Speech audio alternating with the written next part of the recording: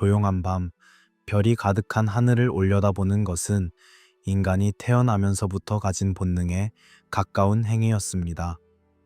캄캄한 어둠 속에서 반짝이는 빛의 점들을 바라보며 우리는 언제부터인가 스스로에게 질문을 던지기 시작했습니다.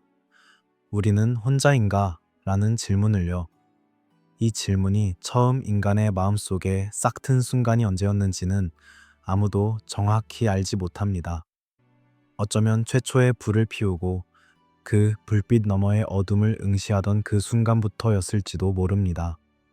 혹은 첫 번째 언어가 만들어지고 이름 붙일 수 없는 것들에 대한 이야기가 입에서 입으로 전해지기 시작한 그때부터였을지도 모릅니다. 고대 사회에서 하늘은 단순히 우리 머리 위에 펼쳐진 공간이 아니었습니다. 그곳은 신성의 영역이었고 모든 것의 시작이자 끝이 존재하는 곳이었습니다.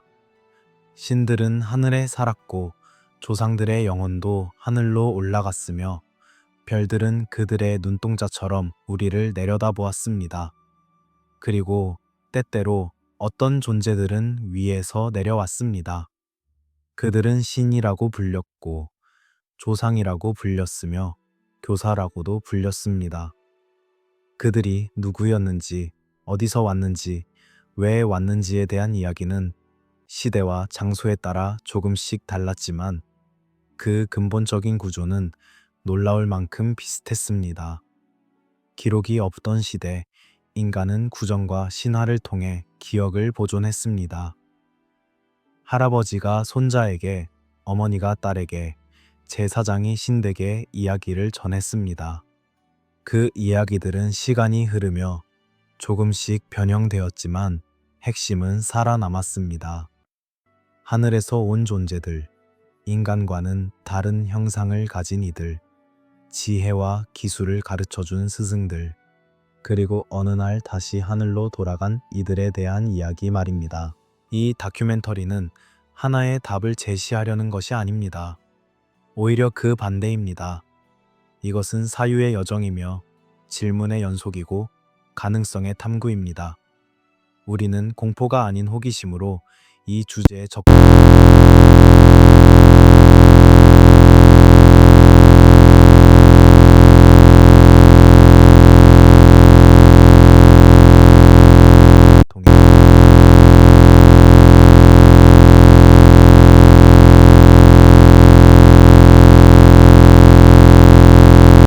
모두가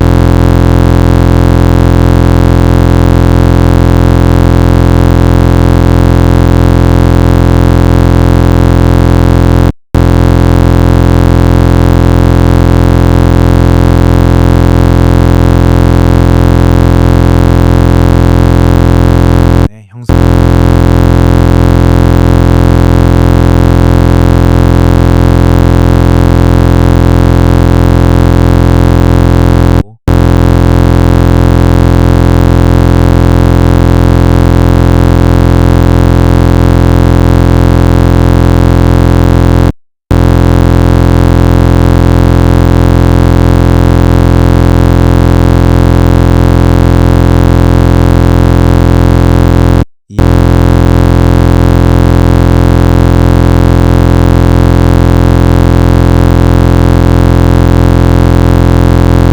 남성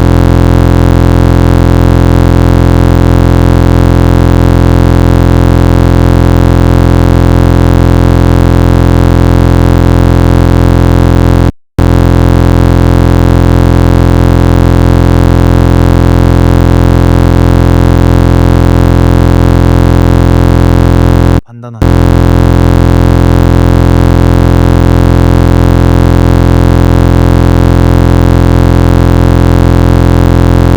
속삭이듯이요. 그러니 이제 편안히 눈을 감으세요. 호흡을 천천히 고르고 몸의 긴장을 풀어주세요. 우리는 이제 첫 번째 이야기 속으로 들어갑니다. 인류 최초의 문명이 탄생한 곳, 두 강 사이의 땅, 메소포타미아로요. 티그리스 강과 유프라테스 강이 흐르는 땅, 그곳에서 인류는 처음으로 도시를 세웠고 문자를 만들었으며 역사를 기록하기 시작했습니다. 메소포타미아, 그리스어로 두 강 사이의 땅이라는 뜻을 가진 이곳은 문명의 요람이라 불립니다. 기원전 3500년경 이곳에서 수메르 문명이 꽃피웠습니다. 그들은 도시 국가를 세웠고 광해, 농업을 발전시켰으며 무엇보다도 설형 문자라는 놀라운 문자 체계를 만들어냈습니다. 설형 문자는 갈대 줄기를 깎아 만든 필기구로 젖은 점토판에 쐐기 모양의 흔적을 남기는 방식으로 작성되었습니다. 점토판은 햇빛에 말리거나 불에 구워져 수천 년을 견딜 수 있었습니다. 그리고 실제로 그렇게 되었습니다. 19세기 중반, 고고학자들이 메소포타미아 지역을 발굴하기 시작했을 때 그들은 수만 개의 점토판을 발견했습니다. 그 점토판들은 행정기록, 법률문서, 상업거래, 그리고 신화와 서사시를 담고 있었습니다. 1849년 영국의 고고학자 오스틴 헨리 레이어드가 고대 아시리아의 수도였던 니네베 유적을 발굴했습니다. 그곳에서 그는 아슈르바니팔 왕의 도서관을 발견했습니다. 그 도서관에는 약 3만 개가 넘는 점토판이 보관되어 있었고 그 중에는 인류 최초의 서사시로 알려진 길가메시 서사시도 포함되어 있었습니다.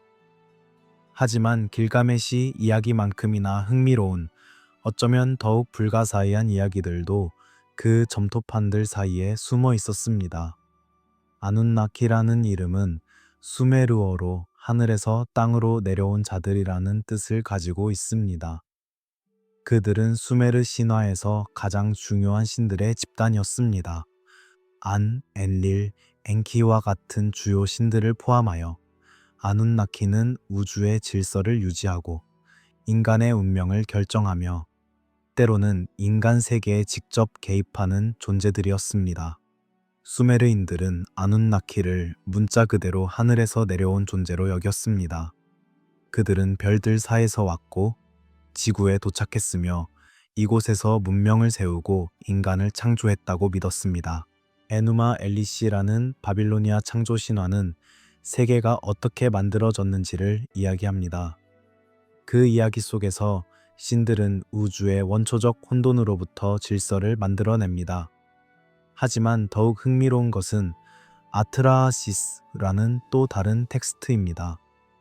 이 이야기는 인간의 창조에 대해 구체적으로 서술하고 있습니다. 이야기는 이렇습니다. 아눈나키 신들은 땅을 경작하고 운하를 파고 도시를 건설하는 노동에 지쳐 있었습니다. 그들은 반란을 일으켰고 엔키 신에게 해결책을 요구했습니다. 엔키는 신들의 노동을 대신할 존재를 만들기로 결정했습니다. 그는 점토와 신의 피를 섞어 인간을 창조했습니다. 여기서 주목할 만한 표현이 등장합니다. 인간은 신들의 형상대로 만들어졌다고 기록되어 있습니다. 이 표현은 나중에 히브리 성경, 즉 창세기에도 거의 똑같이 등장합니다. 신이 자신의 형상대로 인간을 창조했다는 구절 말입니다. 수메르 신화가 성경보다 최소 1000년 이상 앞서 기록되었다는 사실을 고려하면 이 유사성은 우연이라고 보기 어렵습니다. 어쩌면 창세기의 저자들은 더 오래된 메소포타미아 전승을 알고 있었고 그것을 자신들의 신학적 틀 안에서 재해석했을 가능성이 높습니다. 하지만 여기서 우리가 던져야 할 질문은 이것입니다. 형상대로 만들어졌다는 것은 무엇을 의미하는가? 단순히 외형적 유사성을 뜻하는 것일까요? 아니면 더 깊은 의미가 있는 것일까요? 수메르인들은 신과 인간의 경계를 오늘날 우리가 생각하는 것만큼 명확하게 구분하지 않았습니다. 왕들은 종종 신의 자손이라고 주장했고, 신들은 인간처럼 먹고 마시며 사랑하고 질투했습니다.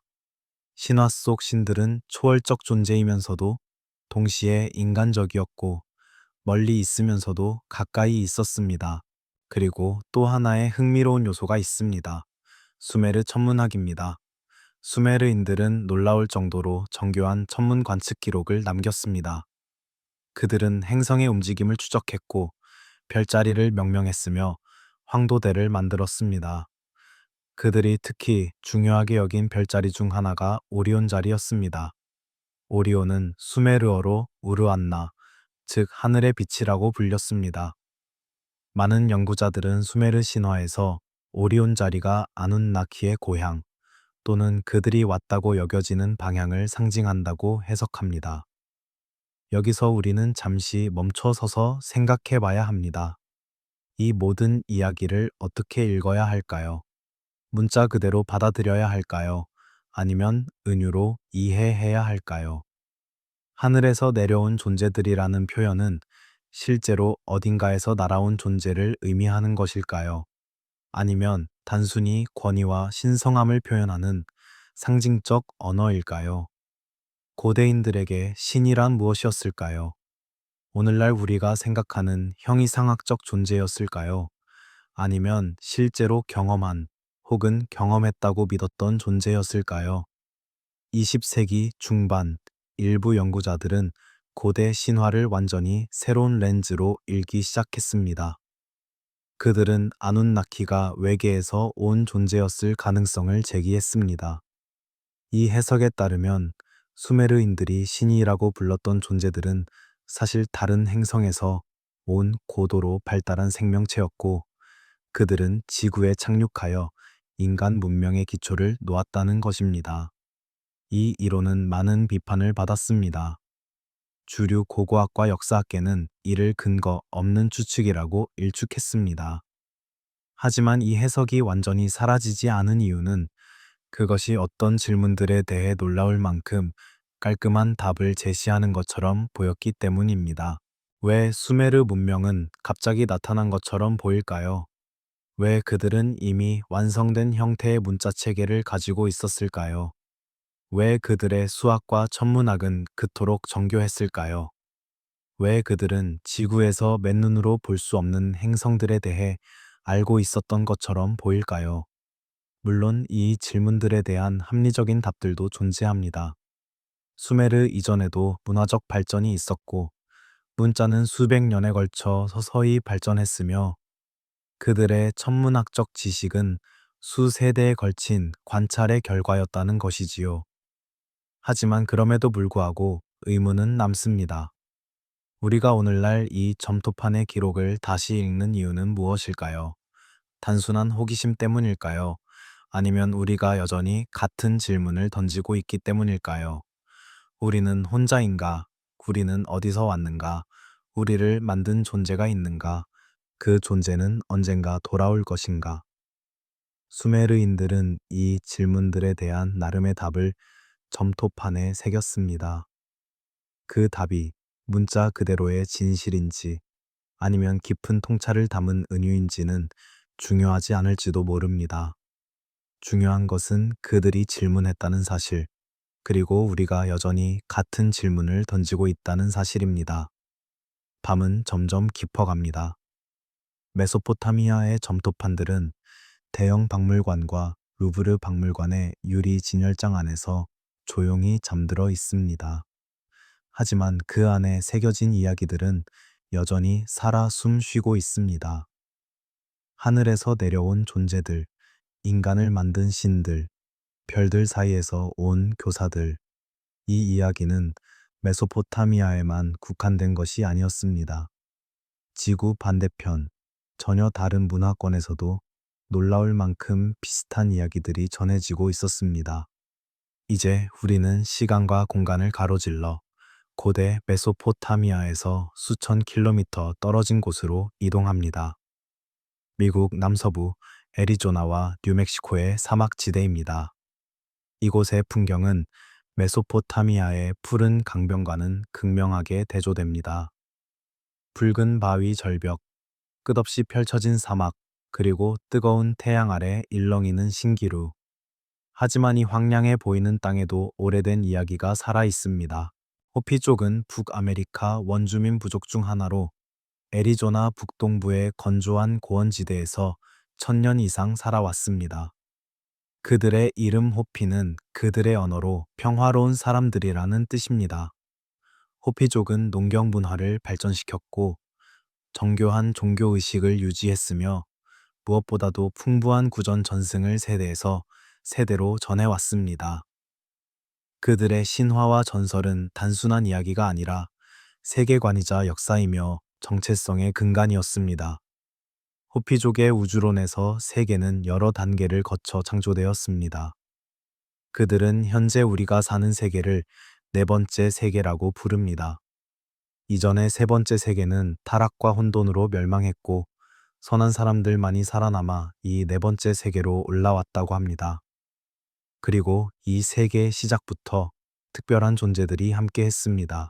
카치나라고 불리는 존재들입니다. 카치나라는 단어는 여러 의미를 가지고 있습니다.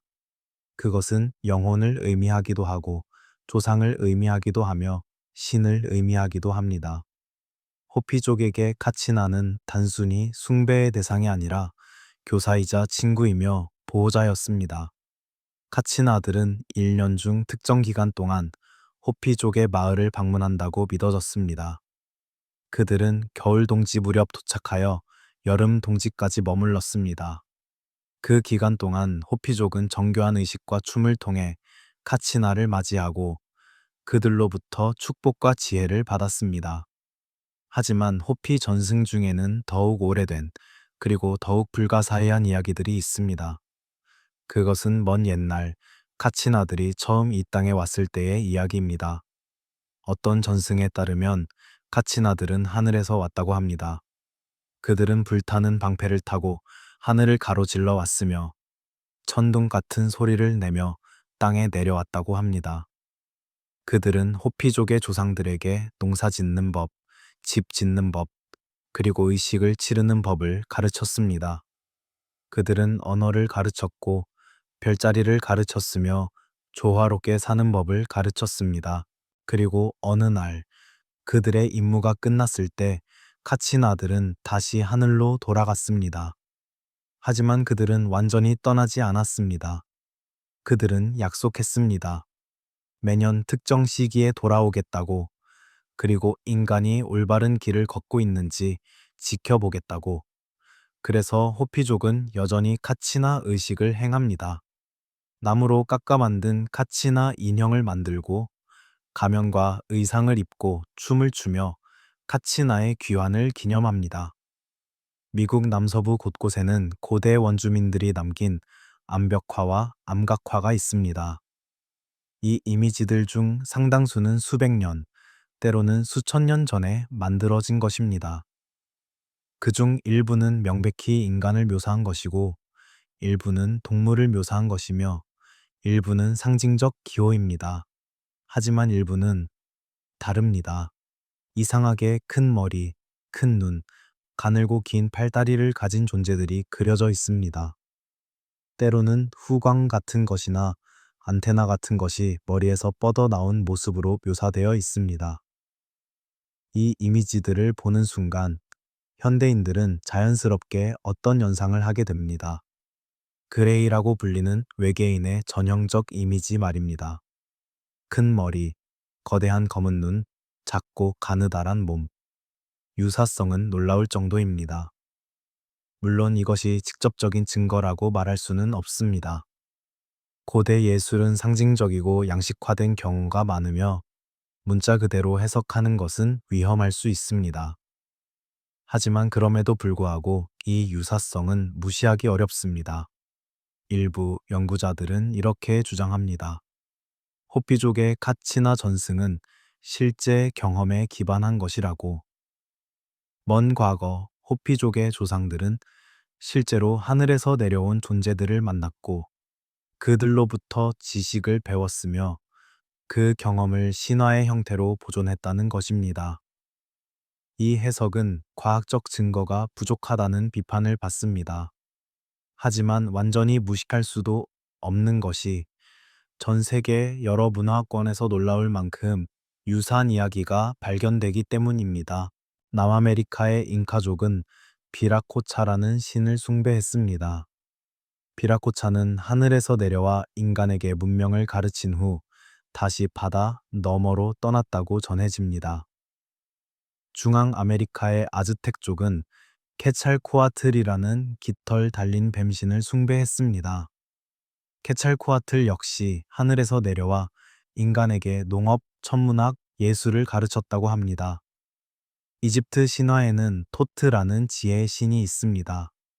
토트는 인간에게 문자와 과학을 가르쳤다고 전해집니다. 중국 신화에는 황제라는 전설적 인물이 있습니다. 황제는 하늘에서 내려와 중국 문명의 기초를 놓았다고 합니다. 이 모든 이야기에는 공통점이 있습니다. 하늘에서 온 존재, 지식을 전수하는 교사, 그리고 언젠가의 귀한 약속. 이것은 우연일까요? 아니면 무언가 더 깊은 의미가 있는 것일까요? 칼 융은 이것을 집단 무의식의 표현이라고 설명할 것입니다. 인간의 정신 깊은 곳에는 보편적인 원형이 존재하고 그것이 다양한 문화에서 비슷한 신화로 나타난다는 것이지요. 이것도 하나의 타당한 설명입니다. 하지만 또 다른 가능성도 있습니다. 어쩌면 이 이야기들은 모두 같은 사건 또는 같은 종류의 사건을 다른 방식으로 기억하고 있는 것일지도 모릅니다. 호피족의 장로들은 여전히 카치나의 이야기를 들려줍니다. 그들은 카치나가 언젠가 돌아올 것이라고 말합니다. 그때가 언제인지는 아무도 모릅니다. 어쩌면 카치나는 이미 돌아왔는지도 모릅니다. 다만 우리가 알아보지 못했을 뿐이지요. 어쩌면 그들은 다른 모습으로, 다른 이름으로 우리 곁에 있는지도 모릅니다. 사막의 밤은 깊고 조용합니다. 별들은 끝없이 반짝이고 바람은 붉은 바위 사이를 부드럽게 스쳐 지나갑니다. 그 바람 소리 속에서 누군가는 여전히 카치나의 목소리를 듣는다고 말합니다. 아주 오래전 했던 약속, 언젠가 돌아오겠다는 약속의 메아리를요. 그것이 환청일까요? 아니면 진짜 메시지일까요? 우리는 알 수 없습니다. 우리는 다만 듣고 기록하고 기억할 뿐입니다. 그리고 이제 우리는 다시 한번 장소를 옮깁니다. 북아메리카의 사막에서 남아메리카의 해안으로 그곳에는 또 다른 불가사의가 우리를 기다리고 있습니다. 인간의 것이라고 하기엔 너무나 이상한 형태의 두개골들이요. 태평양 연안 페루의 해안 사막은 지구상에서 가장 건조한 지역 중 하나입니다. 이곳은 비가 거의 내리지 않고 햇빛은 강렬하며 밤과 낮의 온도 차이는 극심합니다. 하지만 바로 이런 가혹한 환경 덕분에 이곳에는 놀라운 것들이 보존되어 있습니다. 미라, 직물, 도자기, 그리고 두개골들. 특히 두개골들 중 일부는 전문가들조차 당혹스럽게 만드는 특징을 가지고 있습니다. 파라카스 문화는 기원전 800년경부터 기원전 100년경까지 페루 남부 해안에서 번성했던 문명입니다. 그들은 정교한 직물을 만들었고 복잡한 매장 의식을 치렀으며 두개골 변형이라는 독특한 문화적 관습을 실천했습니다. 두개골 변형 또는 인위적 두개골 성형은 유아기부터 머리에 나무판이나 천을 단단히 묶어 두개골이 자라는 방향을 인위적으로 조절하는 관습입니다. 이것은 파라카스 문화만의 고유한 것이 아니라 전 세계 여러 고대 문화에서 발견됩니다. 이집트, 중앙아메리카, 태평양 섬들, 그리고 남아메리카 곳곳에서 이런 관습의 흔적이 발견되었습니다. 그런데 왜 사람들은 이런 고통스러운 관습을 실천했을까요? 여러 이론이 있습니다. 미적 이상이었다는 설, 사회적 지위를 표시하기 위함이었다는 설, 종교적 의미가 있었다는 설. 하지만 가장 흥미로운 해석은 이것입니다. 그들은 신이나 조상의 모습을 담기 위해 그렇게 했다는 것입니다. 전승에 따르면 신들 또는 하늘에서 온 존재들은 긴 머리를 가지고 있었다고 합니다. 인간은 그들을 담기 위해 또는 그들에게 경의를 표하기 위해 자신의 두개골을 변형시켰다는 것이지요. 대부분의 변형된 두개골은 명백히 인위적인 것입니다. 두개골의 기본 구조는 정상적이고 단지 모양만 길어진 것입니다. 하지만 일부 두개골은 다릅니다.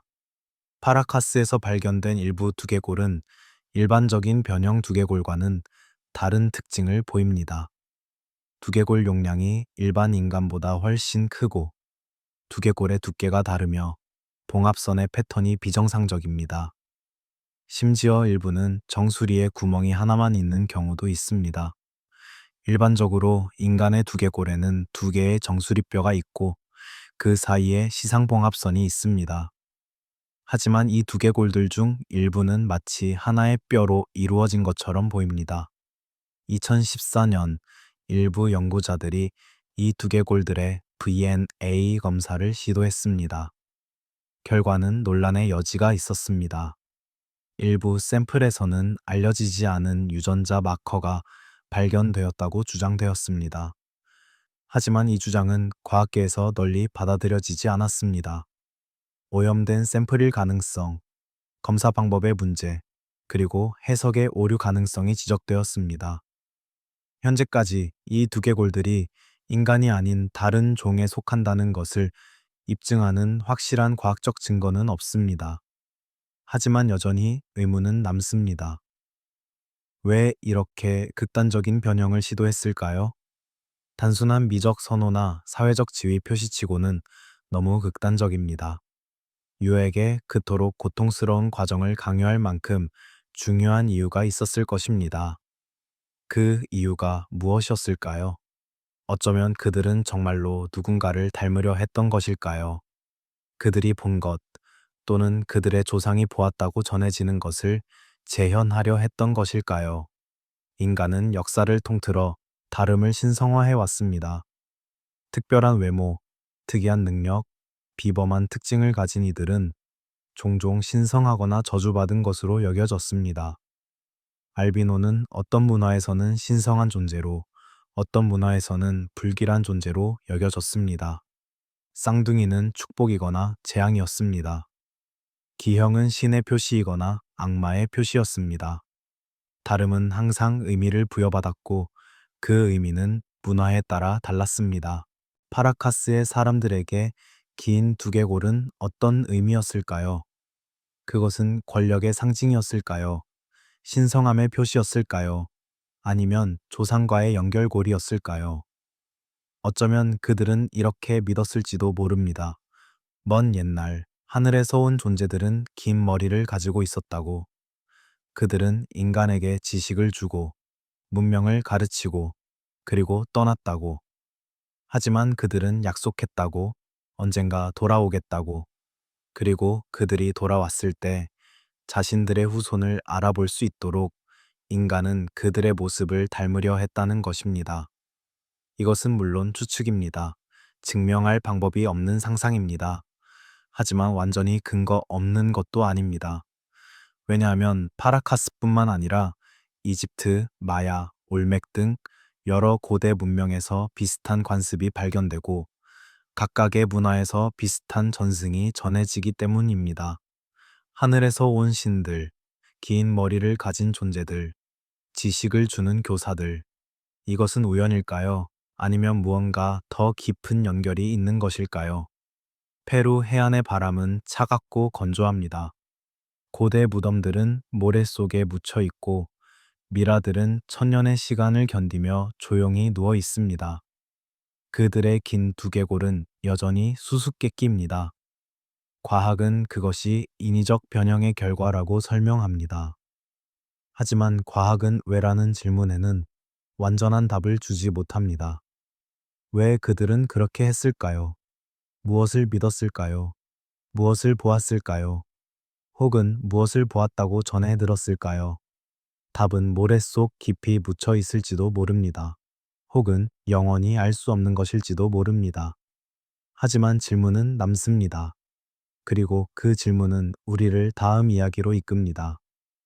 고대의 신화에서 현대의 사건으로, 상징의 세계에서 물질의 세계로, 우리는 이제 20세기로 국가 기밀의 시대로 추락한 것들의 이야기로 나아갑니다. 20세기 중반, 세계는 막 전쟁의 잿더미에서 일어서고 있었습니다. 제2차 세계대전은 끝났지만 새로운 종류의 전쟁이 시작되었습니다. 냉전이라고 불리는 총성 없는 전쟁. 미국과 소련은 서로를 의심하고 감시했습니다. 군사 기술은 빠르게 발전했고 비밀은 국가 안보의 핵심이 되었습니다. 하늘은 더 이상 신의 영역이 아니었습니다. 그것은 전장이었고 감시의 공간이었으며 경쟁의 무대였습니다. 이런 시대적 배경 속에서 미국 정부는 여러 극비 프로젝트를 진행했습니다. 그 중 하나가 프로젝트 문더스트 또는 다른 이름으로 프로젝트 블루플라이였습니다. 공식적으로 이 프로젝트의 목적은 추락한 소련 항공기나 인공위성의 잔해를 회수하는 것이었습니다. 냉전 시대의 적국의 기술을 입수하는 것은 매우 중요한 일이었습니다. 그것은 군사적 우위를 점할 수 있는 기회였습니다. 따라서 미국 공군은 신속하게 이동할 수 있는 특수팀을 구성했고, 그들의 임무는 추락 현장에 가장 먼저 도착하여 중요한 물건을 회수하는 것이었습니다. 하지만 일부 내부 증언자들은 다른 이야기를 합니다. 그들에 따르면 프로젝트 문더스트의 실제 목적은 훨씬 더 기밀스러운 것이었다고 합니다. 그것은 단순히 소련의 기술을 회수하는 것이 아니라 정체불명의 비행 물체, 즉 UFO와 관련된 물질을 회수하는 것이었다는 것입니다. 그리고 어떤 경우에는 생물학적 개체, 즉 시신을 회수하는 것도 포함되어 있었다고 합니다. 이런 주장들은 검증하기 어렵습니다. 대부분의 관련 문서는 여전히 기밀로 분류되어 있고 접근할 수 없습니다. 증언을 한 사람들 중 일부는 익명을 요구했고 일부는 나중에 자신의 말을 번복했습니다. 하지만 그중 일부 증언은 놀라울 정도로 구체적이고 일관되며 감정적으로 진실해 보입니다. 한 퇴역 군인은 이렇게 말했습니다. 그것은 기계였지만 동시에 생명체 같았다고. 매우 작고 회색빛 피부에 거대한 검은 눈을 가진 존재들이었다고. 그들은 죽어 있었지만 마치 살아있는 것처럼 보존되어 있었다고.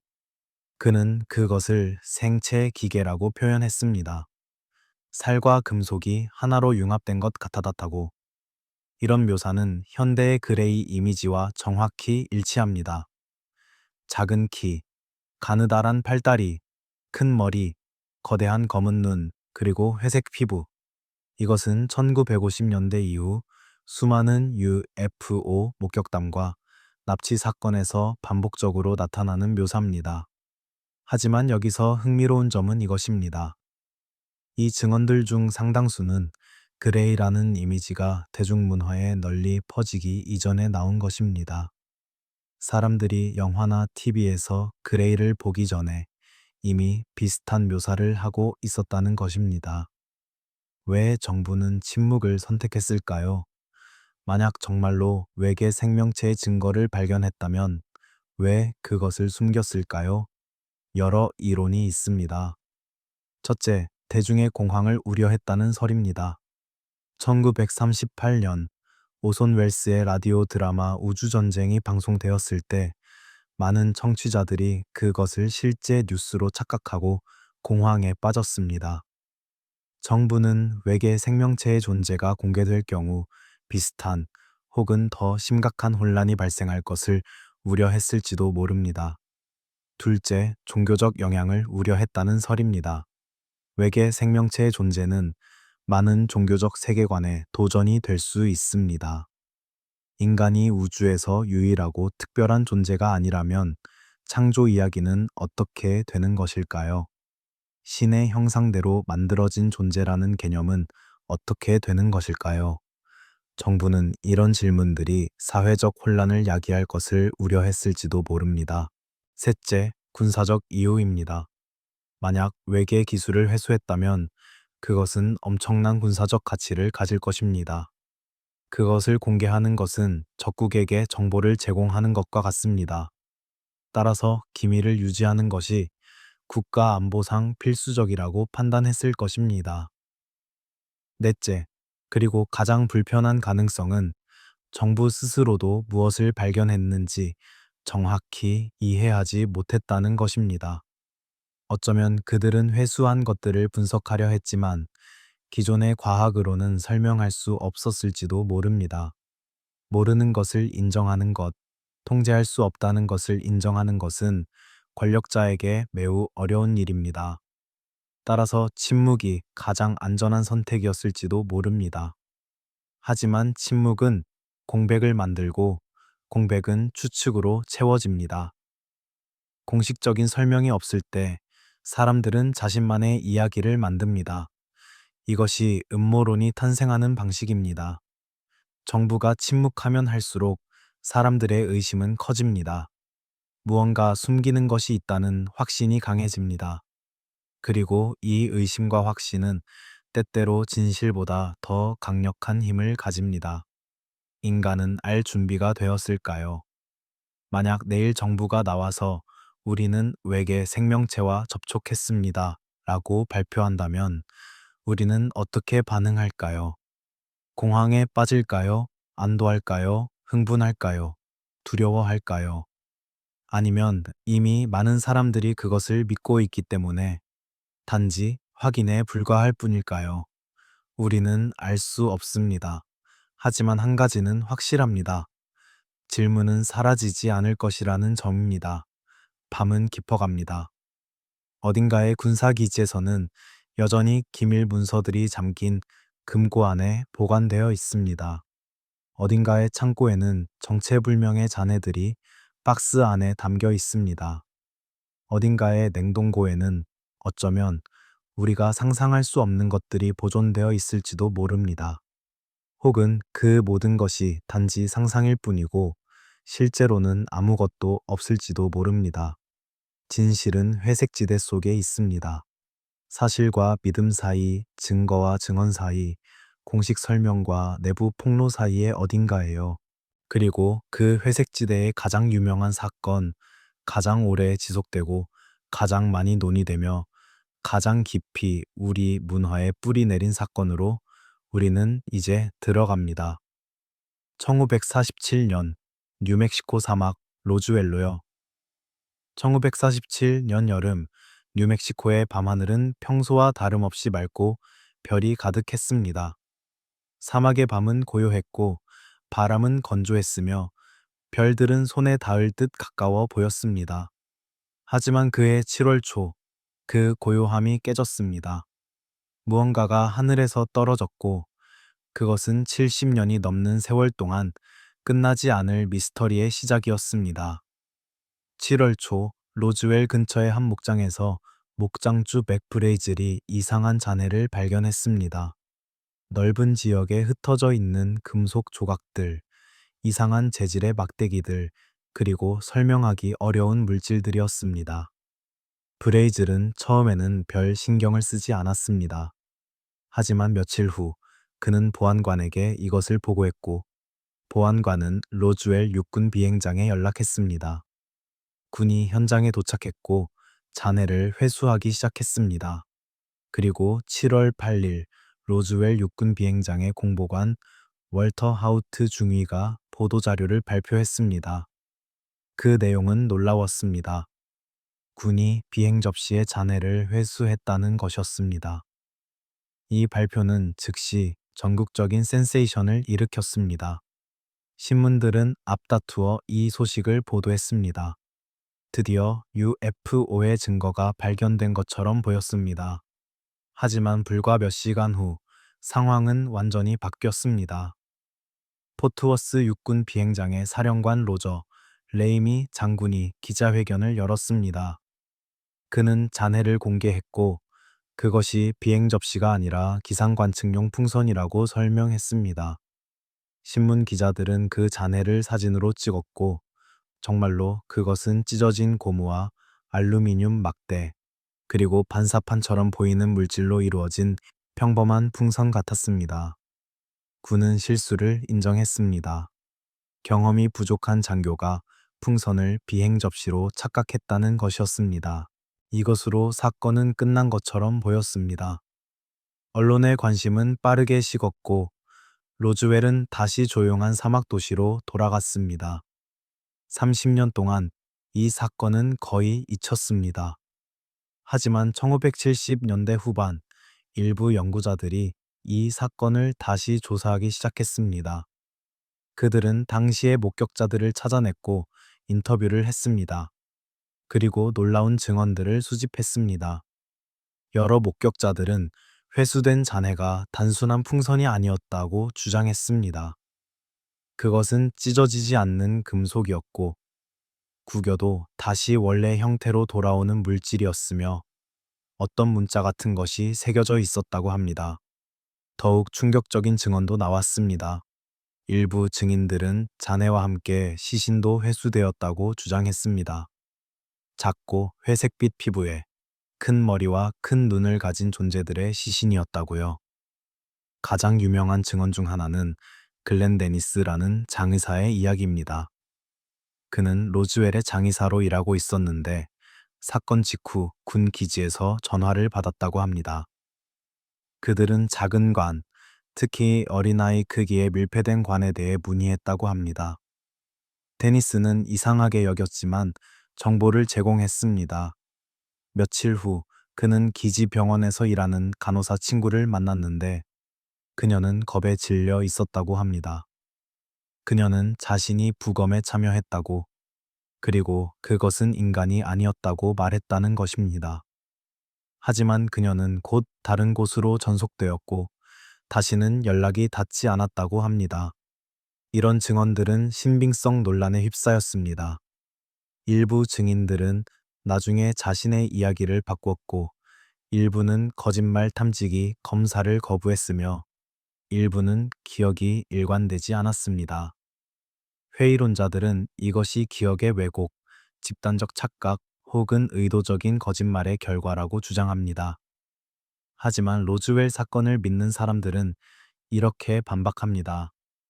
왜 이렇게 많은 사람들이 일관되게 거짓말을 할까요? 그들이 얻는 것은 무엇일까요? 대부분의 증인들은 유명세나 돈을 원하지 않았고 오히려 조용히 살고 싶어 했습니다. 1994년 미국 공군은 로즈웰 사건에 대한 공식 보고서를 발표했습니다. 그 보고서에 따르면 추락한 것은 프로젝트 모굴이라는 극비 프로그램의 일부였던 고고도 정찰 풍선이었습니다. 이 풍선은 소련의 핵실험을 탐지하기 위해 설계된 것으로 매우 민감한 음향 센서를 장착하고 있었습니다. 당시 이 프로젝트는 극비였기 때문에 군은 진실을 밝힐 수 없었고 대신 일반 기상풍선이라고 발표했다는 것입니다. 이 설명은 많은 의문을 해소했습니다. 왜 군이 그토록 신속하게 현장을 봉쇄했는지, 왜 처음에는 비행 접시라고 발표했다가 바로 번복했는지, 왜 장기간 기밀로 유지되었는지를 설명할 수 있었습니다. 하지만 모든 의문을 해소한 것은 아니었습니다. 특히 시신에 대한 증언들은 여전히 설명되지 않았습니다.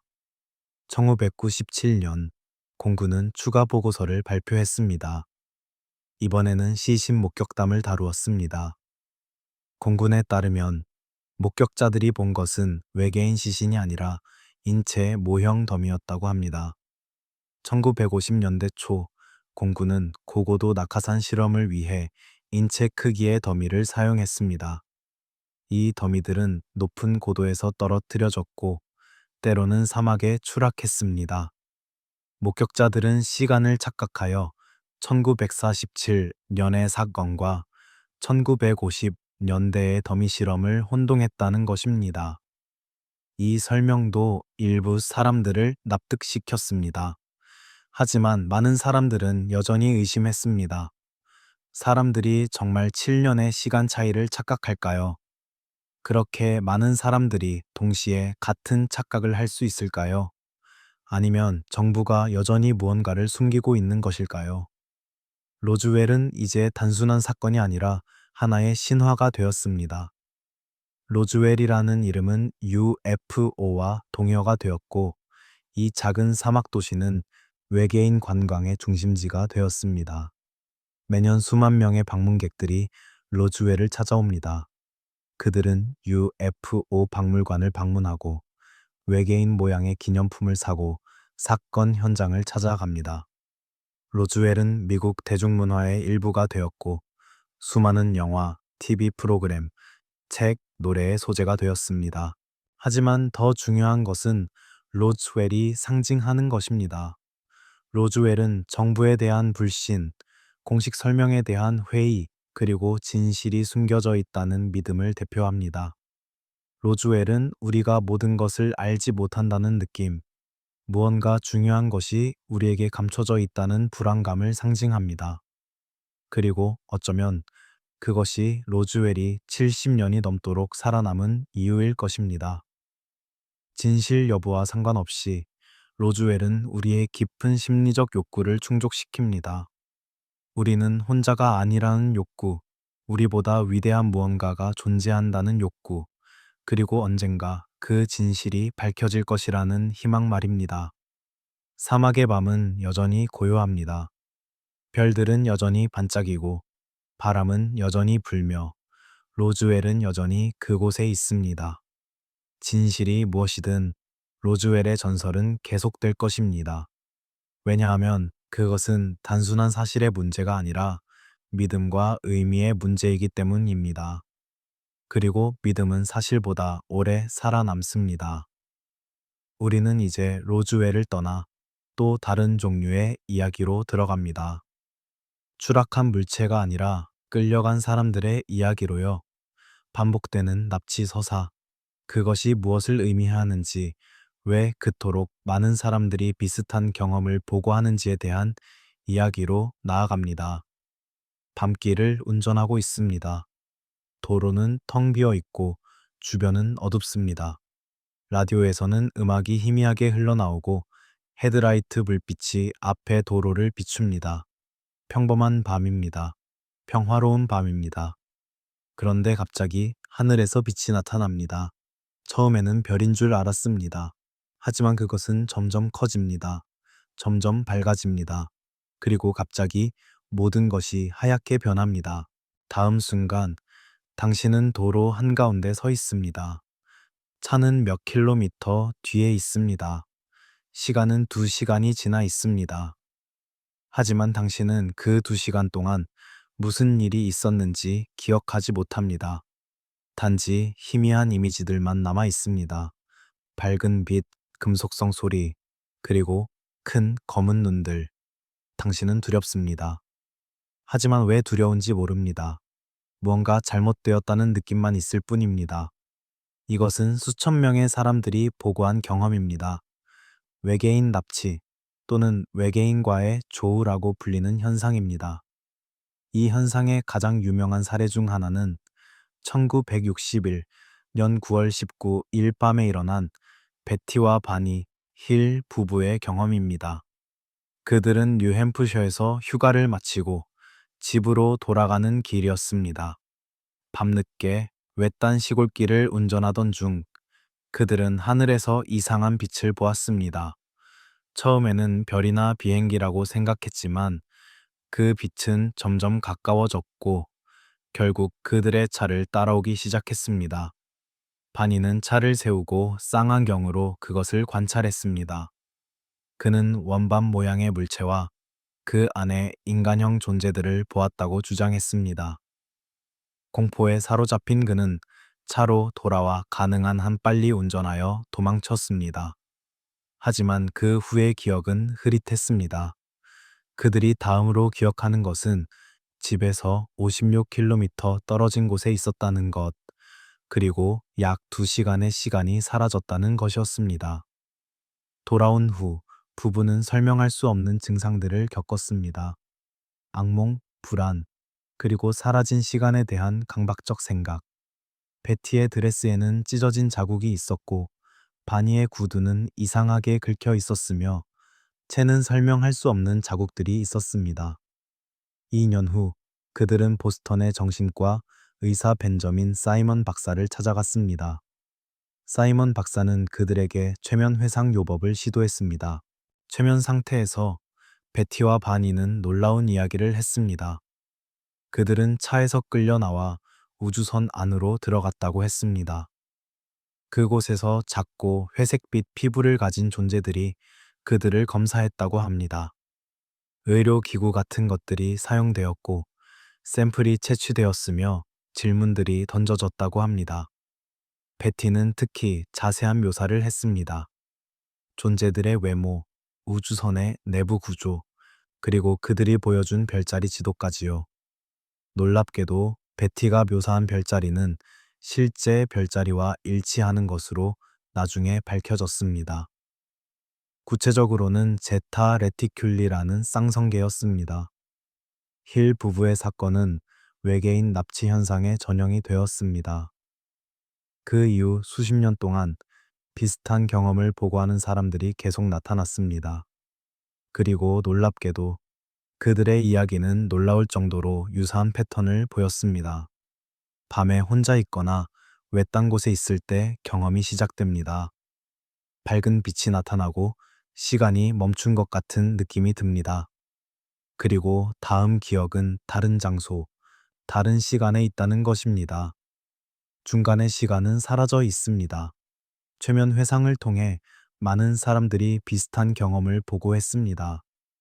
우주선 내부로 끌려감, 의료 검사 또는 실험, 작고 회색빛 피부에 큰 검은 눈을 가진 존재들, 무력감과 공포, 그리고 때로는 평화와 초월의 느낌.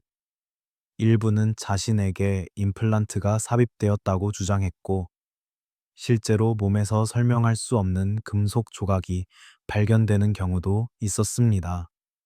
하지만 이 조각들을 분석한 결과 대부분은 일반적인 지구의 금속으로 밝혀졌습니다.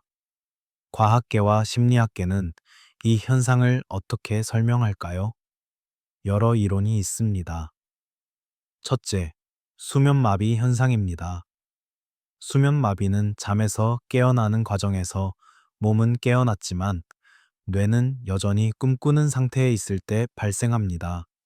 이때 사람은 움직일 수 없고 환각을 경험하며 누군가 또는 무언가가 자신을 누르고 있다는 느낌을 받습니다. 많은 문화에서 이것을 악마나 귀신의 소행이라고 믿었습니다. 현대에는 이것이 외계인 납치로 해석될 수 있다는 것입니다. 둘째, 거짓 기억 증후군입니다. 최면 회상 요법은 실제 기억을 복구할 수도 있지만 거짓 기억을 만들어낼 수도 있습니다. 특히 최면을 시행하는 사람이 특정 방향으로 유도하는 질문을 할 경우 피험자는 실제로 경험하지 않은 일을 기억할 수 있습니다. 많은 납치 경험이 최면 회상을 통해서만 드러난다는 점은 이 이론을 뒷받침합니다. 셋째, 문화적 영향입니다. 1960년대 이후 외계인에 대한 이미지는 대중문화에 널리 퍼졌습니다.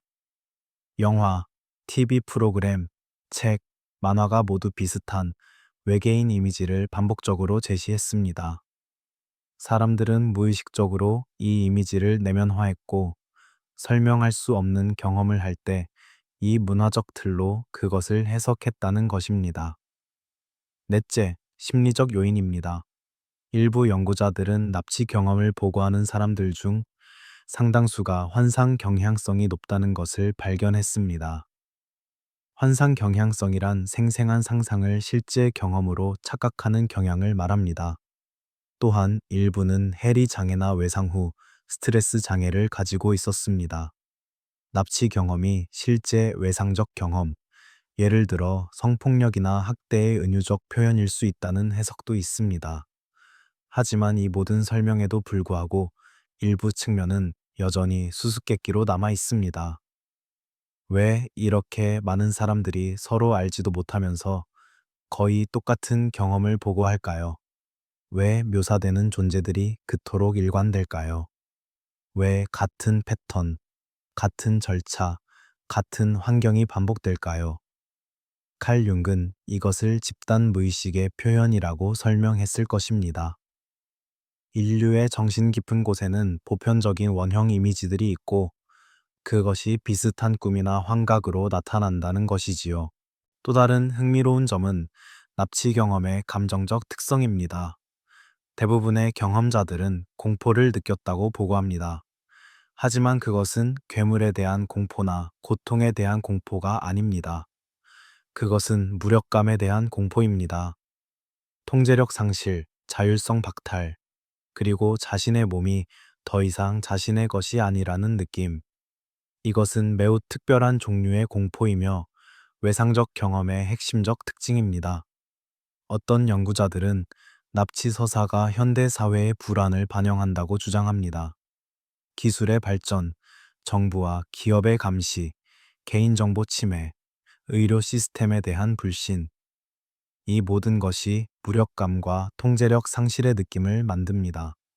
외계인 납치는 이런 현대적 불안을 상징적으로 표현하는 방식일 수 있습니다. 외계인은 우리를 감시하고 우리의 몸을 침범하며 우리의 동의 없이 무언가를 합니다. 마치 현대 사회에 보이지 않는 힘들처럼요. 하지만 경험자들 자신은 이런 해석을 받아들이지 않습니다. 그들에게 그 경험은 실제였습니다. 그들은 정말로 끌려갔고, 정말로 검사받았으며, 정말로 그 존재들을 보았습니다. 그들의 확신은 흔들리지 않습니다. 그리고 우리는 다른 사람의 경험을 완전히 부정할 권리가 있을까요? 우리가 경험하지 않은 것을 거짓이라고 단정할 수 있을까요? 밤은 깊습니다. 어딘가에서 누군가는 여전히 하늘을 두려워하며 쳐다봅니다. 어딘가에서 누군가는 사라진 시간을 설명하려 애쓰고 있습니다.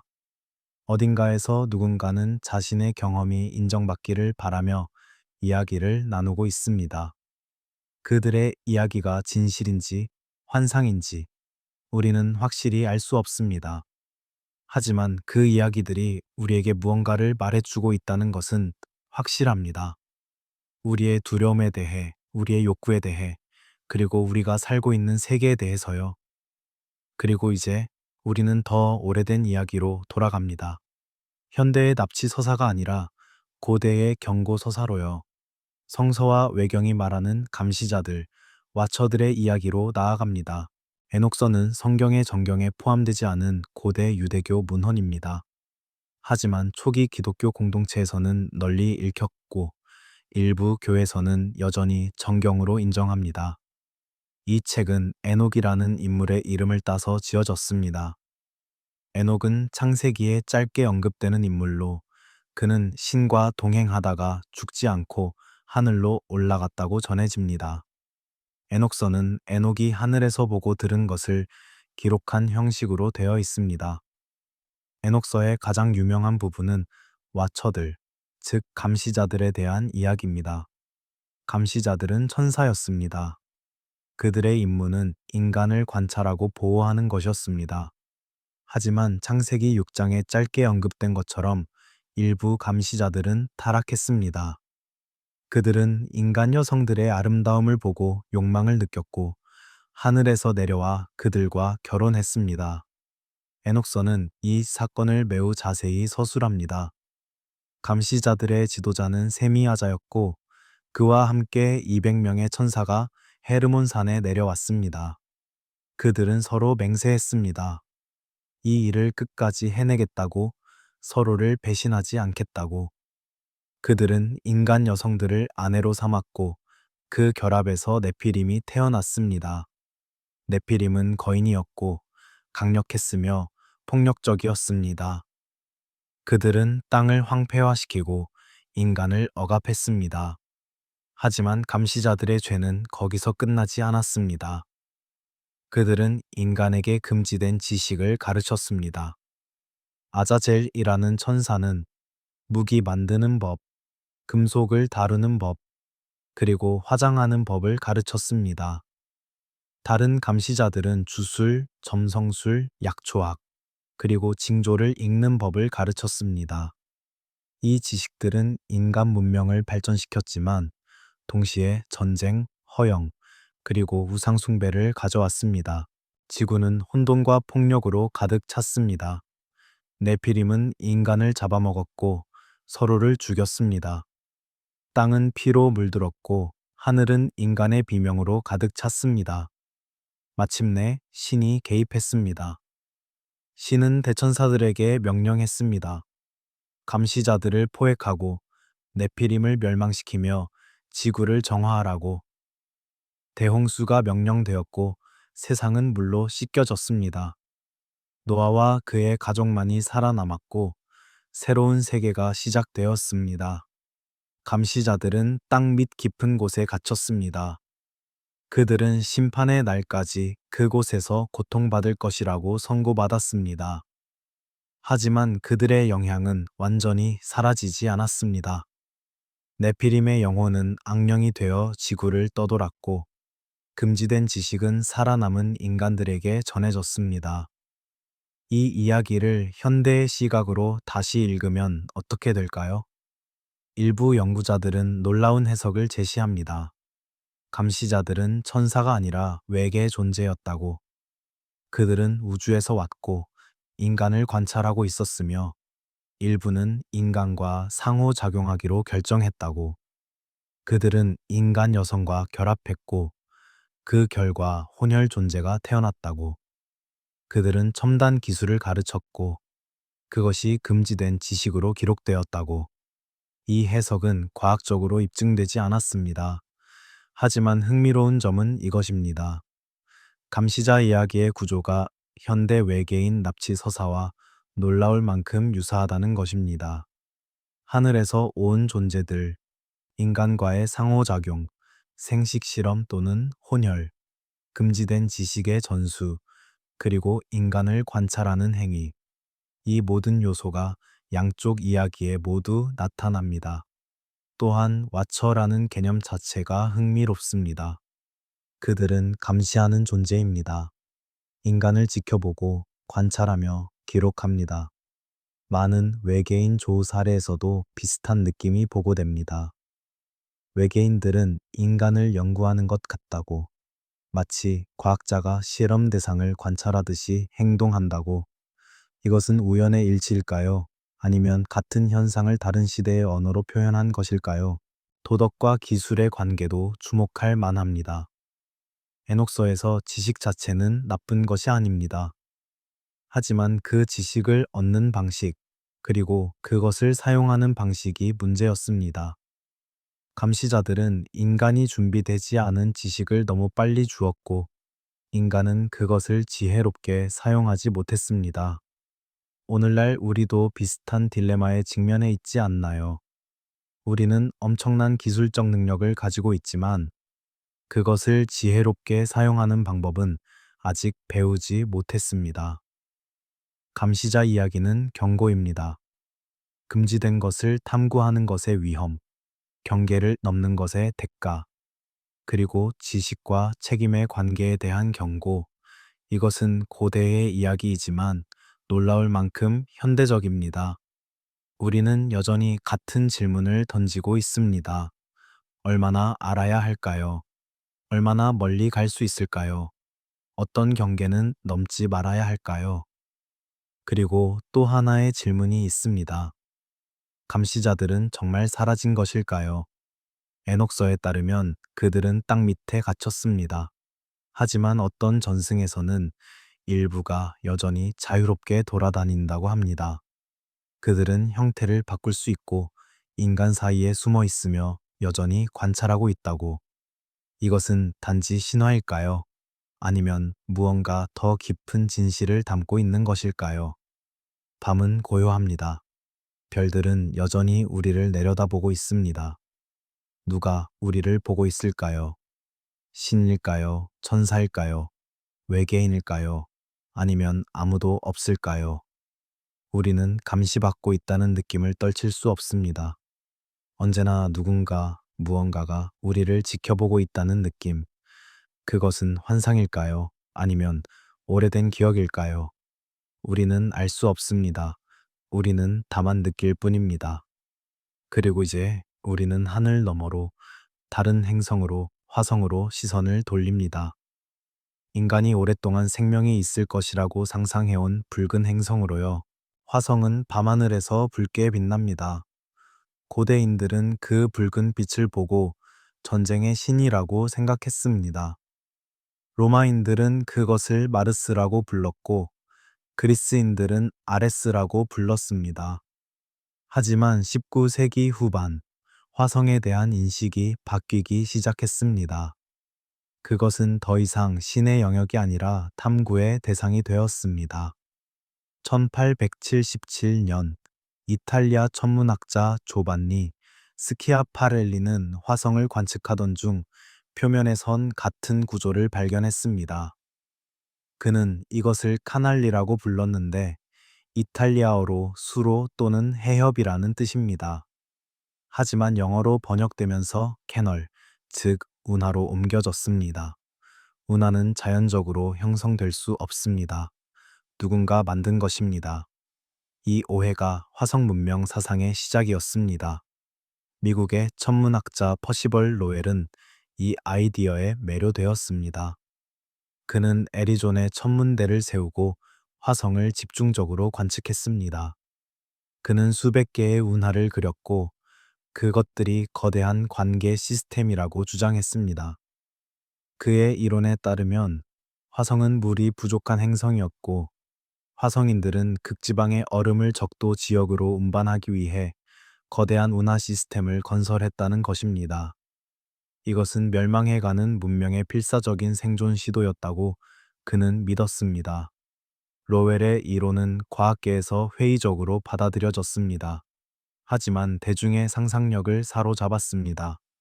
H.G. 웰스의 소설 우주전쟁은 이 아이디어를 극단으로 밀어붙였습니다. 소설 속에서 화성인들은 죽어가는 행성을 떠나 지구를 침략합니다. 이 이야기는 엄청난 인기를 끌었고 화성인에 대한 이미지를 대중문화에 각인시켰습니다. 20세기 중반 우주 시대가 시작되면서 화성 탐사가 가능해졌습니다. 1965년 마리너 4호가 화성을 근접 통과하며 최초의 근거리 사진을 보냈습니다. 그 사진들은 실망스러웠습니다. 운하는 없었습니다. 대신 크레이터로 뒤덮인 황량한 표면만이 보였습니다. 화성은 지구보다 달에 더 가까워 보였습니다. 하지만 탐사가 계속되면서 화성은 다시 흥미로워졌습니다. 1970년대 바이킹 착륙선이 화성 표면에 착륙했습니다. 생명체 탐지 실험이 수행되었고 결과는 애매했습니다. 일부 실험은 생물학적 활동을 시사하는 것처럼 보였지만 다른 실험은 그렇지 않았습니다. 과학계는 결과가 비생물학적 화학 반응이라고 결론지었지만 일부 연구자들은 여전히 의문을 제기합니다. 21세기 들어 화성 탐사는 새로운 단계에 접어들었습니다. 여러 로버가 화성 표면을 탐사했고 놀라운 발견들이 이어졌습니다. 물이 흘렀던 흔적, 지하에 얼음이 존재한다는 증거, 그리고 과거 화성이 따뜻하고 습했을 가능성. 화성은 한때 생명이 살 수 있는 행성이었을지도 모릅니다. 그렇다면 생명이 실제로 존재했을까요? 그리고 만약 존재했다면 그 흔적은 어디에 있을까요? 여기서 흥미로운 이론이 등장합니다. 화성은 한때 고도로 발달한 문명이 있었지만 어떤 재앙으로 멸망했다는 것입니다. 그 증거로 제시되는 것들이 있습니다. 예를 들어 시도니아 지역의 얼굴 구조물입니다. 1976년 바이킹 1호가 촬영한 사진에는 거대한 얼굴처럼 보이는 지형이 있었습니다.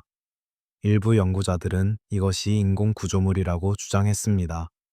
하지만 나중에 더 정밀한 카메라로 촬영한 결과 그것은 단지 빛과 그림자의 장난이었음이 밝혀졌습니다. 하지만 화성 문명 이론은 사라지지 않았습니다. 일부는 더 과감한 주장을 합니다. 화성은 핵전쟁으로 멸망했다고. 화성 대기의 동위원소 비율이 핵폭발의 흔적과 유사하다는 것입니다. 물론 이것은 주류 과학에서 받아들여지지 않는 이론입니다. 하지만 그것이 제기하는 질문은 흥미롭습니다. 만약 화성에 문명이 있었다면 그들은 어디로 갔을까요? 여기서 또 다른 이론이 등장합니다. 그레이는 화성인이라는 것입니다. 화성이 멸망하자 그들은 지구로 왔고 지하나 달 뒤편에 숨어 살고 있다는 것입니다. 이것은 물론 증거가 없는 추측입니다.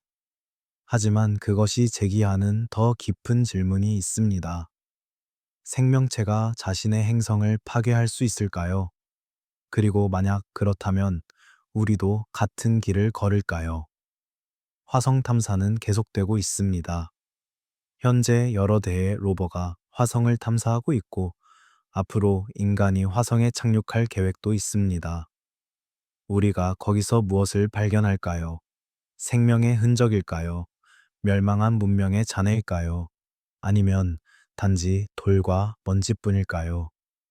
하지만 여기서 한 가지 흥미로운 관점이 있습니다. 화성 탐사는 모두 로봇을 통해 이루어지고 있습니다.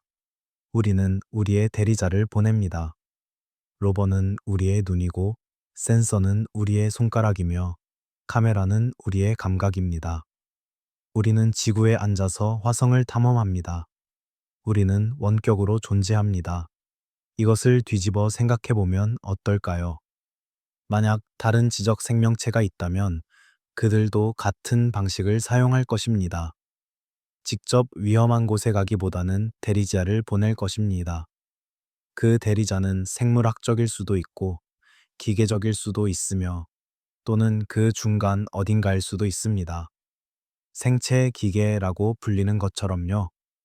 그레이를 이런 관점에서 본다면 어떨까요?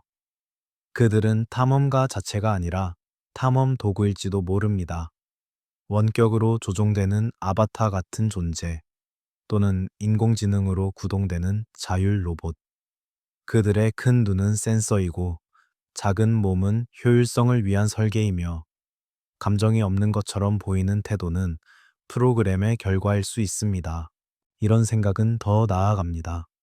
어쩌면 우주에는 생물학적 생명체가 직접 탐험하는 시대는 이미 지났는지도 모릅니다. 거리가 너무 멀고 시간이 너무 오래 걸리며 위험이 너무 큽니다. 대신 자기 복제 기계가 우주를 탐험합니다. 그들은 한 행성에서 다음 행성으로 이동하며 자원을 수집하고 자신의 복사본을 만들고 계속 나아갑니다. 이것을 폰 노이만 프로브라고 부릅니다. 만약 이것이 사실이라면 우주는 이미 이런 기계들로 가득 차 있을지도 모릅니다. 그들은 조용히 보이지 않게 활동하며 데이터를 수집하고 본래의 창조자에게 보고합니다.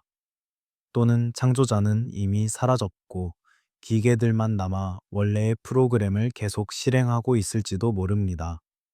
이것은 생명과 기계의 경계를 흐리게 합니다. 무엇이 살아있는 것일까요? 자기 복제 능력? 그렇다면 바이러스는 살아있는 것인가요? 의식? 그렇다면 인공지능은 어떻게 될까요?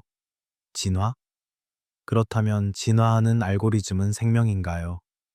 경계는 우리가 생각하는 것보다 훨씬 모호합니다. 그리고 가장 불편한 질문이 있습니다. 우리 자신은 어떨까요? 우리는 생물학적 존재이지만 점점 더 기계와 융합되어 가고 있습니다.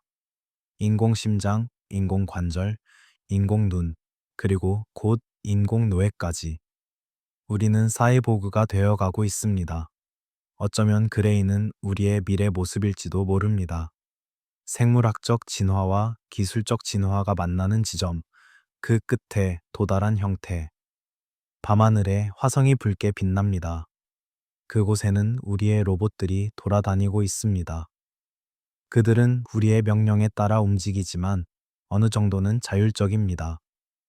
그들은 스스로 장애물을 피하고 스스로 경로를 정하며 스스로 결정을 내립니다. 그들은 생각하는 것처럼 보입니다. 그들은 살아있는 것처럼 보입니다. 먼 미래, 누군가가 화성에서 우리 로버의 잔해를 발견한다면 그들은 무엇이라고 생각할까요? 이것이 생명체였다고 생각할까요? 아니면 도구였다고 생각할까요? 아니면 그 구분이 더 이상 의미가 없다고 생각할까요? 우리가 그레이를 보면서 같은 질문을 던지듯이요. 별들은 여전히 빛나고 질문은 여전히 남아 있습니다. 그리고 이제 이 긴 여정의 마지막 부분에 다다릅니다.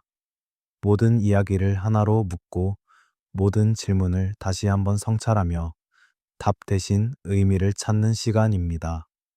우리는 긴 여정을 함께 했습니다. 고대 메소포타미아의 점토판에서 시작하여 미국 남서부의 사막을, 페루의 해안을, 20세기의 군사 기지를, 뉴멕시코의 밤하늘을, 현대의 납치 서사를, 고대의 경고를, 그리고 붉은 행성까지 여행했습니다. 각각의 이야기는 다르지만 그 안에는 공통된 실이 하나 관통하고 있습니다. 그 실은 바로 이것입니다. 인간은 항상 하늘을 올려다보았고 그곳에서 답을 찾으려 했다는 것. 우리는 혼자라는 생각을 견딜 수 없었습니다. 우리는 누군가, 무언가가 우리를 만들었다고, 우리를 지켜보고 있다고, 우리를 돌보고 있다고 믿고 싶었습니다. 혹은 반대로 우리를 시험하고 있다고, 평가하고 있다고, 언젠가 심판할 것이라고 믿고 싶었습니다. 외계인은 여러 얼굴을 가지고 있습니다. 때로는 신이고, 때로는 조상이며, 때로는 천사이고, 때로는 악마입니다. 때로는 구원자이고, 때로는 파괴자이며, 때로는 교사이고, 때로는 침략자입니다. 하지만 그 모든 얼굴 뒤에는 하나의 근본적인 것이 있습니다. 바로 타자입니다. 우리가 아닌 것, 우리를 정의하는 거울. 우리는 외계인을 통해 실제로 무엇을 찾고 있는 것일까요? 우주에서의 우리 위치일까요? 우리의 기원에 대한 답일까요? 우리의 미래에 대한 힌트일까요? 아니면 우리 자신에 대한 이해일까요? 어쩌면 그 모든 것일지도 모릅니다. 진실이 무엇이든 한 가지는 확실합니다.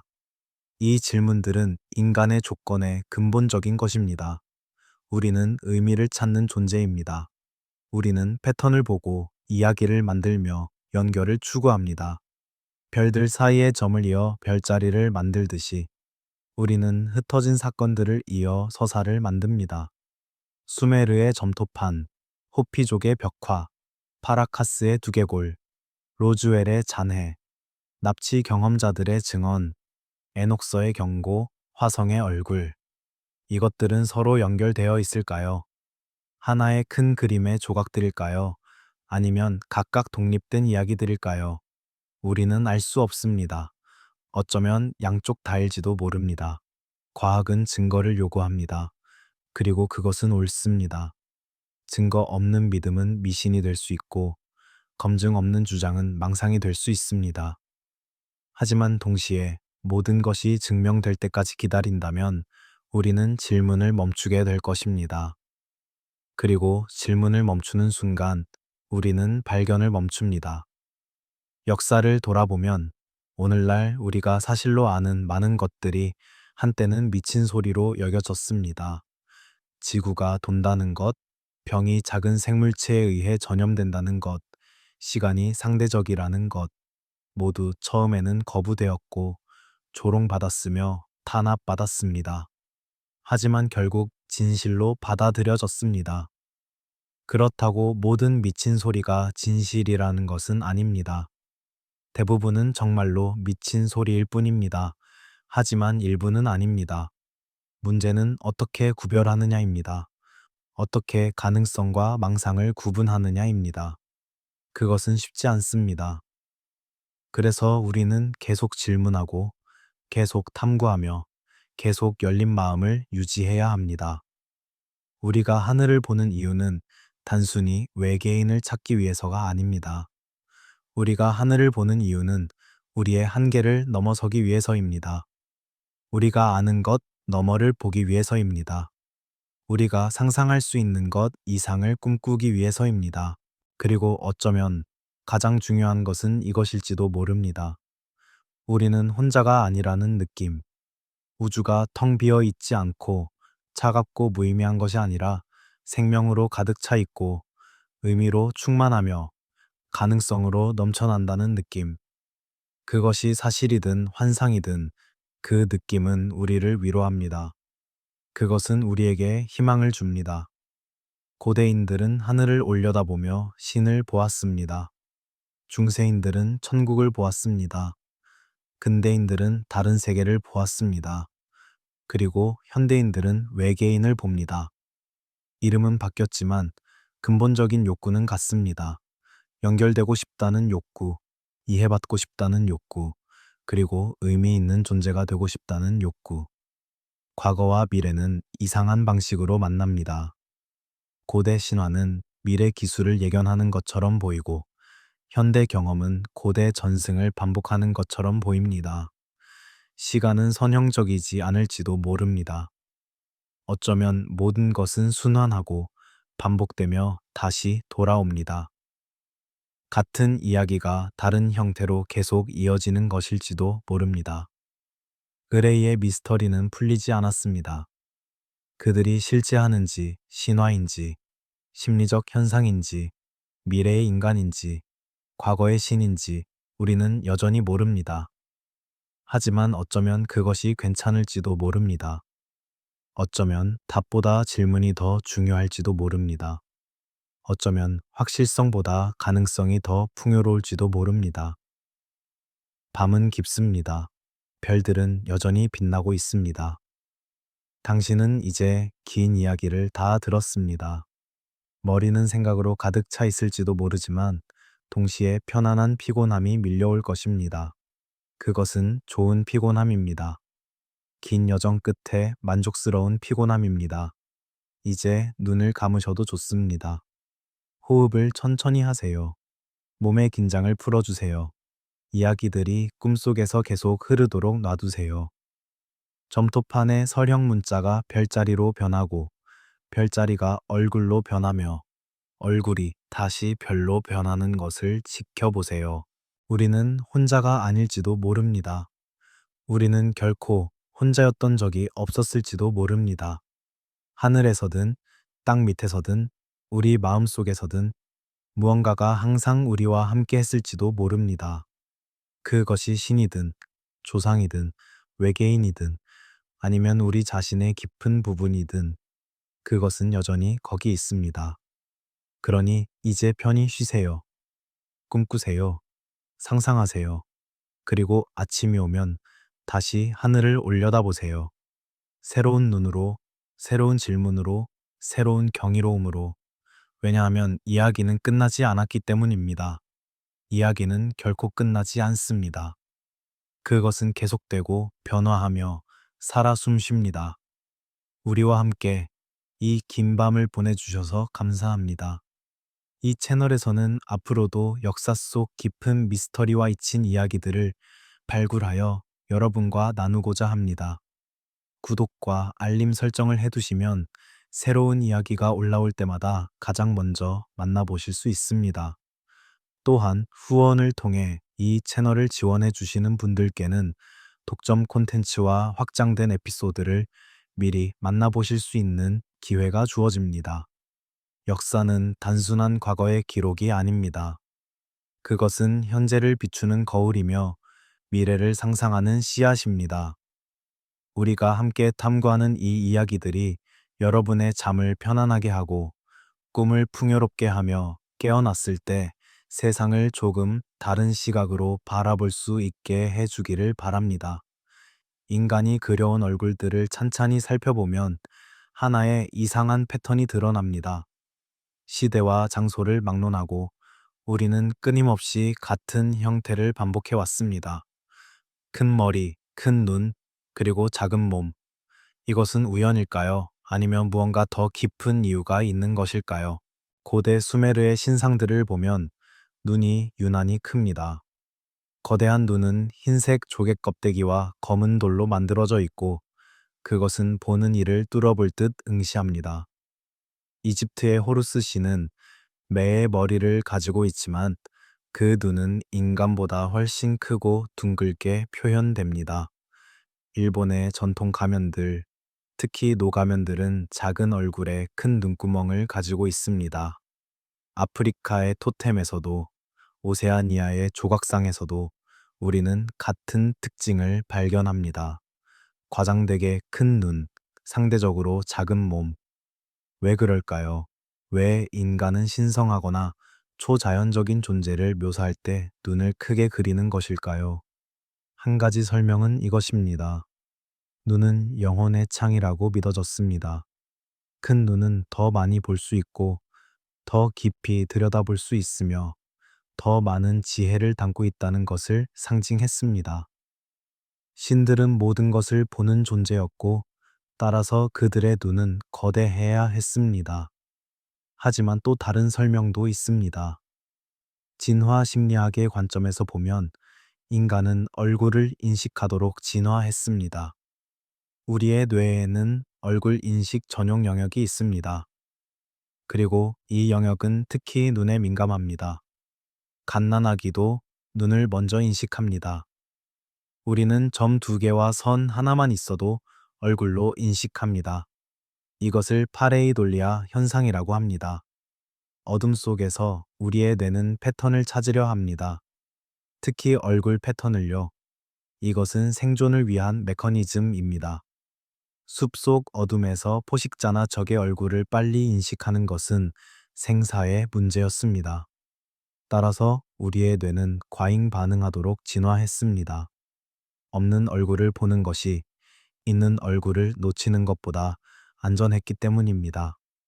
그리고 뇌가 만들어내는 기본 얼굴은 어떤 형태일까요?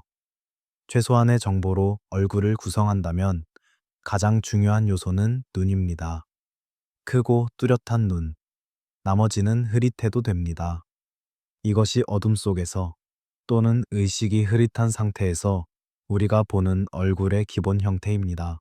수면 마비를 경험하는 사람들의 보고를 들어보면 놀라울 만큼 일관된 묘사가 나옵니다. 방 안에 누군가 있다는 느낌, 침대 곁에 서 있는 그림자, 그리고 무엇보다도 자신을 응시하는 눈들. 사람들은 그 눈들을 기억합니다. 크고, 검고, 감정이 없는 눈들. 나머지는 흐릿하지만 눈만은 선명합니다. 이것은 문화적 영향 이전의 것입니다. 인간의 뇌가 작동하는 방식에서 직접적으로 나오는 이미지입니다.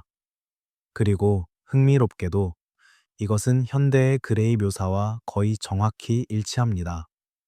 작은 얼굴, 거대한 검은 눈, 흐릿한 몸.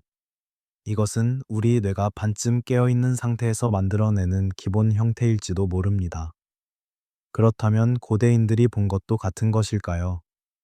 그들이 신이라고 부른 존재들, 그들이 벽에 그린 큰 눈의 형상들, 그들이 조각한 과장된 눈의 신상들, 이것들은 모두 같은 신경학적 현상의 표현일까요? 어쩌면 그럴지도 모릅니다. 하지만 여기서 멈추지 말아야 할 것은 이것이 단순히 착각이라는 뜻은 아니라는 것입니다. 뇌가 만들어낸 이미지라고 해서 그것이 의미 없다는 것은 아닙니다. 오히려 반대입니다. 그것은 인간 정신의 가장 깊은 층에서 나온 것이며 모든 인간이 공유하는 무언가입니다. 칼 융은 이것을 원형이라고 불렀습니다. 모든 인간의 무의식 속에 있는 보편적 이미지. 그것은 개인의 경험을 넘어서 인류 전체의 경험에서 나온 것입니다. 큰 눈을 가진 존재는 감시자의 원형일지도 모릅니다. 우리를 지켜보는 존재, 우리를 평가하는 존재, 우리보다 위에 있는 존재. 그레이가 보이는 존재가 아니라 인식되는 형태라면 어떨까요? 그들은 외부에서 오는 것이 아니라 내부에서 나타나는 것이라면요. 우리의 집단 무의식이 물질화된 것이라면요. 그렇다면 문화가 달라도 이미지가 비슷한 이유를 설명할 수 있습니다. 왜냐하면 우리는 모두 같은 뇌를 가지고 같은 진화의 역사를 공유하며 같은 두려움과 욕구를 가지고 있기 때문입니다. 인간의 기억은 완벽하지 않습니다. 우리는 정확히 기억하지 못합니다. 대신 우리는 재구성합니다. 기억은 매번 꺼낼 때마다 조금씩 바뀝니다. 그리고 그 과정에서 문화적으로 익숙한 이미지들이 스며듭니다. 오늘날 우리가 그레이를 보는 이유는 그 이미지가 이미 우리 문화 속에 있기 때문일 수도 있습니다. 하지만 그 이미지가 문화 속에 들어온 이유는 그것이 우리 정신의 깊은 곳에서 이미 존재했던 무언가와 공명했기 때문일지도 모릅니다. 상징은 반복됩니다. 같은 상징이 다른 시대, 다른 문화에서 계속 나타납니다. 이것은 인간이 비슷한 방식으로 생각하고 비슷한 것을 두려워하며 비슷한 것을 숭배하기 때문입니다. 큰 눈을 가진 존재는 그런 보편적 상징 중 하나입니다. 그것은 지혜를, 감시를, 타자를, 그리고 우리 자신을 넘어서는 무언가를 상징합니다. 그들이 같아 보이는 이유는 어쩌면 우리가 같기 때문일지도 모릅니다. 우리가 모두 인간이고 모두 같은 방식으로 세상을 보며 모두 같은 종류의 이미지를 만들어내기 때문일지도 모릅니다. 외계인은 우리 밖에 있는 것이 아니라 우리 안에 있는 것일지도 모릅니다. 그리고 우리가 하늘을 올려다볼 때 실제로 보는 것은 우리 자신의 반영일지도 모릅니다. 밤은 조용합니다. 그림자 속에서 형태들이 움직이는 것 같습니다. 하지만 그것은 단지 우리의 뇌가 패턴을 찾으려는 것일 뿐입니다. 눈을 감으면 어둠 속에서 빛의 점들이 보입니다.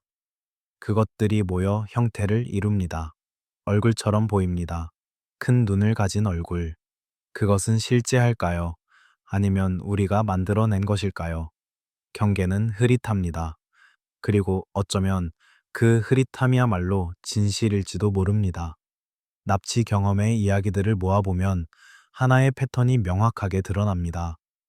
그것은 거의 항상 밤에 일어납니다. 거의 항상 혼자 있을 때 일어납니다. 그리고 거의 항상 침실이나 차 안, 즉 고립된 공간에서 일어납니다. 이것은 우연일까요? 아니면 무언가를 시사하는 것일까요? 대부분의 경험은 이렇게 시작됩니다. 잠자리에 들었는데 완전히 잠들지는 않은 상태입니다. 의식은 흐릿하지만 완전히 사라지지는 않았습니다. 그때 무언가가 바뀝니다. 방의 분위기가 달라집니다. 공기가 무거워지고 이상한 윙윙거리는 소리가 들립니다. 그리고 갑자기 몸을 움직일 수 없다는 것을 깨닫습니다. 목소리를 내려고 하지만 나오지 않습니다. 팔을 움직이려 하지만 마비되어 있습니다. 심장은 빠르게 뛰고 호흡은 얕아집니다. 공황이 밀려옵니다. 그리고 그때 무언가가 방 안에 있다는 것을 느낍니다. 보이지는 않지만 느껴집니다. 혹은 그림자로만 보입니다. 침대 곁에, 문 앞에, 창문 너머에. 이것은 수면 마비의 전형적인 증상입니다. 의학적으로 설명 가능한 현상입니다. REM 수면 중에는 몸이 마비되어 꿈에서 하는 행동을 실제로 하지 않도록 합니다. 하지만 때때로 의식이 먼저 깨어나고 몸은 여전히 마비 상태에 있을 수 있습니다. 이것이 수면 마비입니다. 그리고 이 상태에서 뇌는 환각을 만들어낼 수 있습니다. 수면 마비 중 경험하는 환각은 놀라울 만큼 일관됩니다. 전 세계 사람들이 비슷한 것을 보고합니다. 가슴을 누르는 무게감, 방 안의 존재, 그리고 큰 눈. 이것은 문화적 영향 이전에 존재하는 보편적 경험입니다. 고대부터 이런 경험은 기록되어 왔습니다. 메소포타미아에서는 릴리투라는 여성 악마가 밤에 남자를 찾아와 압박한다고 믿었습니다. 중세 유럽에서는 인큐버스와 서큐버스가 잠자는 사람을 방문한다고 믿었습니다. 일본에서는 가나시바리, 즉 금박 현상으로 알려져 있었습니다. 모든 문화가 이 경험을 알고 있었고 각자의 방식으로 설명했습니다. 현대에는 이것이 외계인 납치로 해석됩니다. 마비, 존재의 느낌, 큰 눈, 그리고 그 후에 기억 공백. 모든 요소가 일치합니다. 하지만 이것이 실제 납치인지 아니면 수면 마비의 현대적 해석인지는 논쟁의 여지가 있습니다. 흥미로운 점은 이 경험이 개인적인 것에서 시작하여 어떻게 집단 서사가 되는가입니다. 한 사람이 이상한 경험을 합니다. 그들은 혼란스럽고 두려워합니다. 그들은 설명을 찾습니다. 그리고 그들은 비슷한 경험을 한 다른 사람들을 만납니다. 이야기들이 공유됩니다. 패턴이 드러납니다. 그리고 점차 개인의 경험은 더 큰 서사의 일부가 됩니다. 지원 그룹이 형성되고 책이 출판되며 이론이 발전합니다. 이제 새로운 경험자가 나타나면 그들은 이미 존재하는 틀을 가지고 있습니다. 그들의 경험은 그 틀 안에서 해석됩니다. 이것은 기억을 왜곡시킬 수 있습니다. 원래의 경험은 흐릿하지만 다른 사람들의 이야기를 들으면서 세부 사항이 채워집니다. 왜 이 경험은 항상 혼자 있을 때 일어날까요? 회의론자들은 이것이 의심스럽다고 말합니다. 만약 정말 외계인 납치가 일어난다면 왜 여러 사람이 함께 있을 때는 일어나지 않을까요? 왜 항상 증인이 없을까요? 이것은 그 경험이 내적인 것, 즉 정신적 현상임을 시사한다고 그들은 주장합니다. 하지만 믿는 사람들은 다르게 해석합니다. 외계인들은 의도적으로 혼자 있는 사람을 선택한다고. 왜냐하면 그래야 목격되지 않고 작업을 수행할 수 있기 때문이라고 말합니다. 이것은 은밀한 연구 프로젝트라고 그들은 발각되고 싶어 하지 않는다고 말합니다. 경험자들이 공통적으로 느끼는 감정은 무엇일까요? 공포도 있지만 그보다 더 강한 것은 무력감입니다. 자신의 몸을 통제할 수 없다는 느낌, 자신의 의지가 무시된다는 느낌, 자신이 단지 대상일 뿐이라는 느낌. 이것은 매우 특별한 종류의 고통입니다. 기억의 공백은 또 다른 공통 요소입니다. 경험의 일부는 기억나지만 중간이 비어 있습니다. 이 공백은 불안을 만듭니다. 무슨 일이 일어났을까? 무엇을 했을까?